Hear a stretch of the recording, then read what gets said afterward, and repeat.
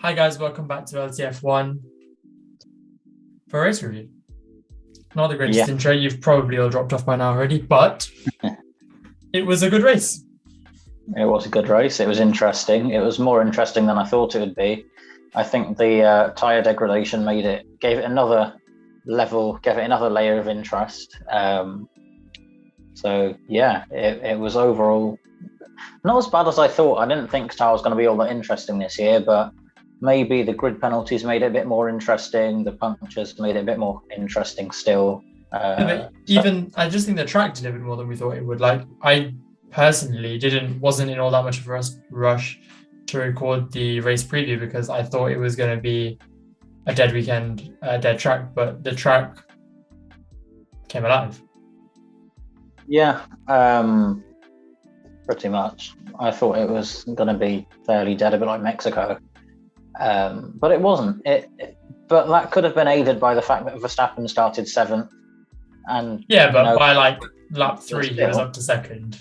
It wasn't true. It didn't take him long to get through, and it was an amazing start by him.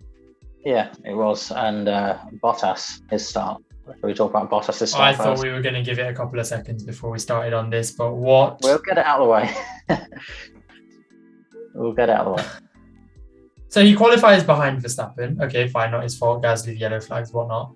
Then the FIA handed him a lifesaver in terms of a 3 place instead of a 5 place. Verstappen's dropped behind him now. Perez didn't even make it into Q3. And by the end of lap 1, he's behind both of them. Well, after lap 1, he's behind half the grid. Yeah. He's 11. Which is fine. Okay, it happens. Saw the onboard.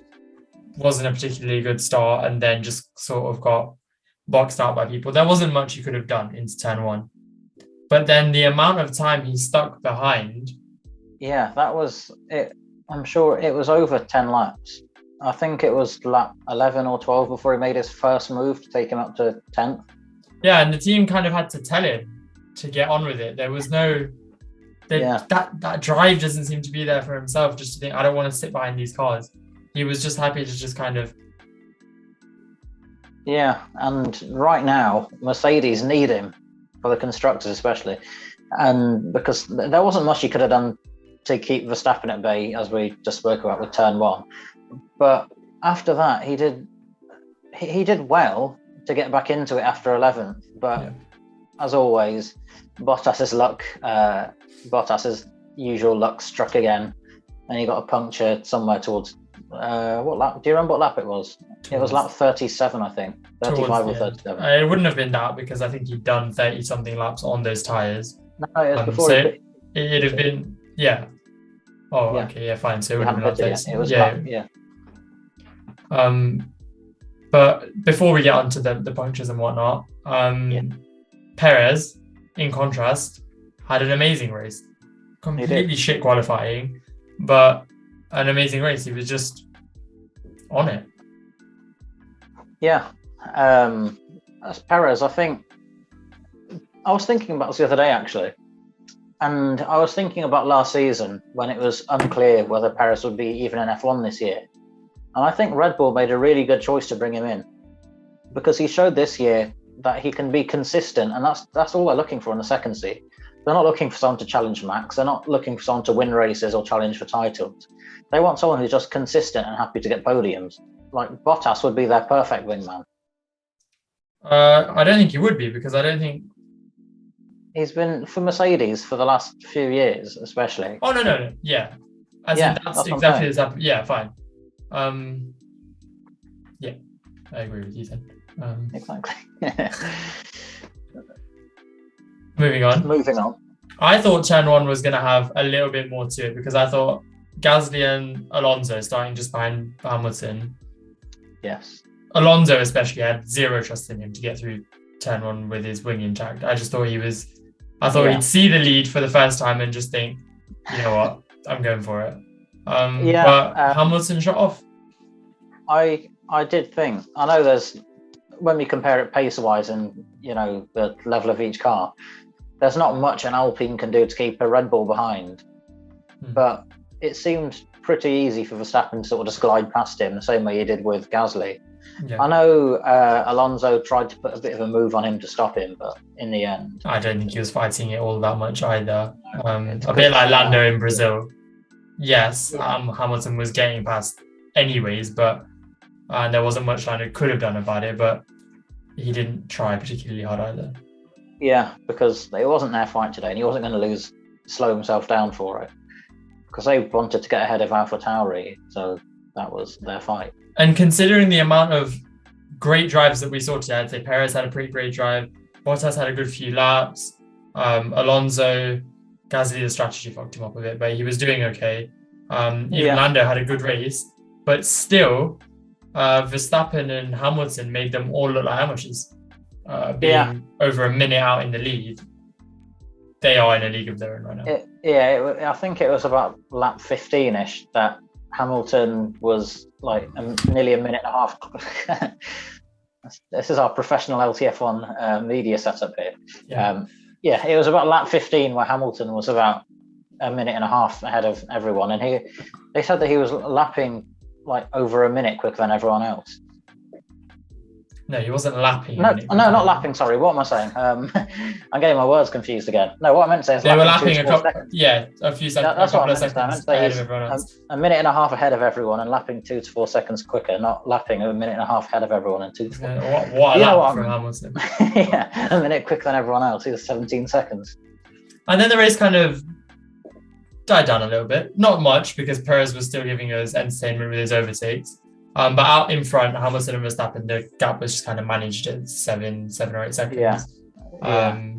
Verstappen stops, Hamilton stops. It was standard. Until tyres started blowing up. Strategically, there wasn't much more that Red Bull could have really done, because every time they pitted, they came out about 8-9 seconds behind. Verstappen closed it down to about 7.5, and after that, there wasn't much more. I don't think Red Bull could have hoped for anything more from today. No.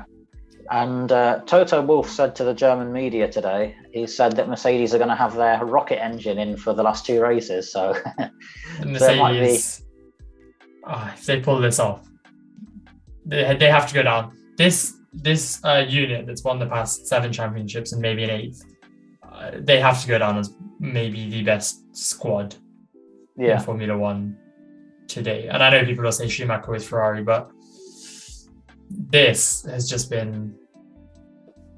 They've come from the back foot. They've just come from nowhere. People will say they're cheating and whatnot, flexi wing, wrong engines, whatever, but they've done an amazing job. Because after Mexico, I was talking to people and I was sort of saying, I've accepted Red Bull have won it now. Verstappen's won it. Red Bull are probably going to take the constructors too. And I thought that was going to be about that. But 8 points between Hamilton and Verstappen now with 2 races to go. It's going to be very exciting. I can't wait for next week. Well, 2 weeks now. Punctures. I won't lie. When I saw punctures, I thought, great, a little bit of excitement added into the race. They were all they weren't people, spinning off and flipping and all that. It was safe punctures, sort of. And I thought, this will spice it up a bit. And then Latifi parked over at the gate. And in my head, I was like, no, Latifi fucked it. I knew at that point, I was like, they're going to have to throw a safety car or a virtual safety car. Yeah. And he's going to kill the entire race. And that's exactly what happened. We didn't get to see Hamilton and Verstappen battle it out for fastest lap. No. I was hoping if he did it, it'd be a couple of laps earlier, but it wasn't going to happen because Latifi parked his car with a lap to go. And usually with punctures, we'd have something to say like, well, Pirelli, what are you playing at? Or something like that. But all the teams were pushing strategy pretty hard today. So it was... The more you look back on it today with the levels of degradation is that Latifi was on the hard tyre when he punctured, was he not? He may have been. I believe he was on the hard tyre. He had hards on. Bottas was 35 laps in on mediums, and Mercedes still, from what I recall, hadn't said anything about boxing yet.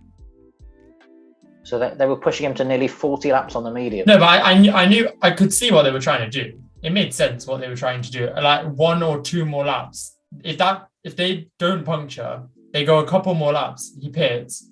He's coming out in a really strong place. Yeah, but at the same time, all weekend, everyone's been talking about the levels of degradation at this track. So no, but to be fair, even the drivers were saying that, you know, a lap before the tyres went, the tyres punctured, or even a couple of corners before the tyres punctured, they felt perfect. There was no... The thing is, that's what Hamilton said on lap 17 or 18. Then lap 18 or 19, they called him in. So... But they had to cover off. They had to cover Verstappen off. That wasn't... Given the choice, I think Mercedes would have gone long with Hamilton as well. At least lap like 21, 22, 23. But they didn't have the choice. Yeah. And Weird Ferrari, disappointing. Yeah. Disappointing. It was disappointing. But then McLaren weren't particularly special this weekend. Lando Norris had a good race. Did he? Yeah. He had a good race until the last couple of laps. He had that was another puncture. Yeah, well, suspected puncture. Yeah. And Danny Ricciardo has been very inconsistent. So Lando got 9th. Yes. I don't think he had a puncture. I think they were expecting a puncture and so pitted him. If it's true that they pitted him out of concern for a puncture, not an actual puncture, then I think they made the wrong call. He got 1 point. He could have got a lot more just by hanging it out. Why not give it a go? But that's hindsight, isn't it? Yeah, it's the same. You could say the same about the Bottas situation. Exactly. Sliding doors is what it is. It's sliding doors. What's sliding doors got to do with anything? You've never seen sliding doors. So basically, it's like what happens in the film is, I believe, the person then misses it's called sliding doors because of it's the story that hinges around the London Tube, and it's the story of what happened. Sounds exhilarating. It's good, trust me. If the person gets on the train, it shows what their day would be like. But if they missed a train, how drastically different their day could have panned out, and their life going onwards from that day could have panned out. The same way as in this race, if Bottas had pitted earlier, yes, he could have lasted to the end, but he may not have finished as strong a position as he could. He didn't pit today, and he ended up DNFing. It's sliding doors. Same with Norris. He could have ended up in a higher position had he carried on, but he pitted, ended up a bit lower than what he could have done. But that's playing it safe. That's what it is. Yeah.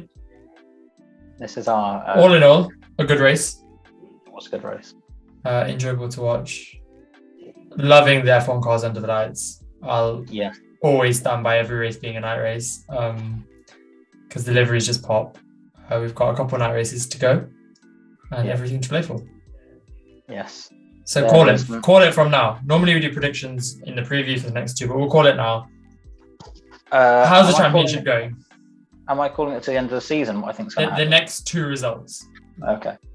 I usually, when I make predictions, jinx things. In fact, we're not doing it then. We're not doing it then because I know what you're going to predict. Verstappen will win both by over a minute. There we go. Verstappen will win both races by over a minute. That's what I'm saying.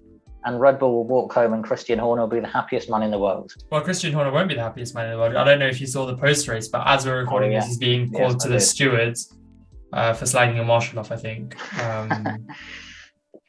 About time somebody told him to stop running his mouth. He talks too much sometimes. Marco as well. Just get on with the racing. I even think Max is bored of it, and it's his team. Yeah. Just get on. Mercedes next year after Hamilton. Max versus Russell. That would get Max out qualifying him like 22-0. Max would not qualify Russell 22-0, would he? No, it'd be closer than that. Well, there's 23 races to start with, but yeah. Well, 22-1 though. No, Russell's a good enough driver. He'd hold his own, I think. We'll look forward to that next year. But for now, we'll leave you. Well, it's not really next year, is it? No. It's not. Yeah. We will get Verstappen versus Russell next year, though. Yeah, we will. We're not on the same team. Not the same team. No. For anyone who didn't know that before. You never know. Raj might be watching. Yeah, he's not watched F1 in about 6 years. Raj, if you're out there, hello. Hi, Raj. Anyways, time to go. Thank you all for watching. It's been great sitting with you. We've not been sitting with you, you've been sitting with us. Thanks for listening to us for this long. You probably haven't, let's be honest. So yeah, feel free to buy our stuff from Redbubble. You probably won't. 3 people have, and I know all 3 of them. And yeah, you can subscribe to our channel. Please do. Wouldn't be the same person that commented, great video, a lot of thoughts gone into this on your Guan Yu Zhou voiceover, would it? It might have been, I don't know. I'll have a look at the comments on that video. You should comments from different accounts on his own videos. No, it wasn't me that commented. I've not bought my own stuff either. I'm not that sad. But yeah, thanks for watching. Follow us on Twitter, LTF1 Official. Follow us on Instagram, LTF1 Official. Thank you for watching. Goodbye.